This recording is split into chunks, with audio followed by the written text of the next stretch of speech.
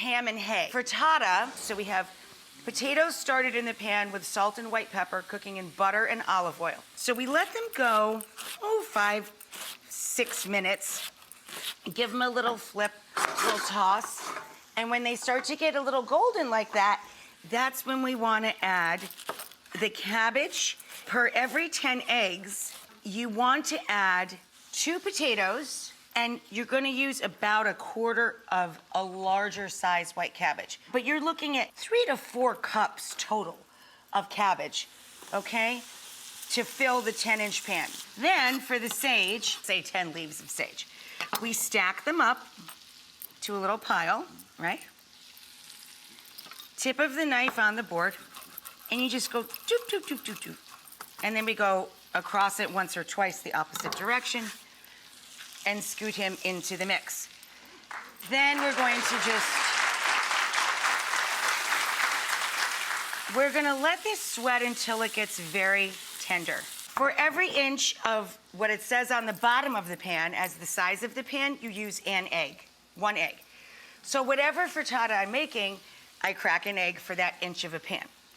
Now what's cool about this is you can take prosciutto, or I like to use speck, smoked Italian ham, and we hang it off the sides. So we take enough to coat the bottom of the pan. It's lightly, I mean lightly, like barely touched with some soft butter. And this thing is gonna look shellacked and crazy when it's done. It's just gorgeous. And anytime I use cabbage or dark greens, I always add a little hint of nutmeg. Once it gets tender, you're going to take another few slices of whichever you use, prosciutto di Parma or speck, and chop it up. A little bit for flavor, goes in with the potatoes and the hay, 10 eggs, a little salt, little white pepper or black, but I put white in the cabbage, so I just put in a sprinkle of white again. Now, in here, I'm going to put in a handful of a combo, Pecorino Romano and Parmigiano Reggiano. A little milk, about 3/4 of a cup or so for the 10 egg.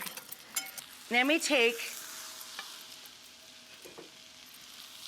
our potatoes and cabbage, and we put about 1/3 into the pan by itself. Throw all the rest into the egg and cheese mixture itself.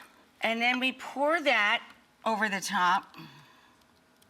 And then you take all these little funny octopus legs here and you throw them over. And then you pop them into the oven until the top is kind of springy and it's set. You really should put this on a rack and let it cool for a bit, but for time's sake, there it is.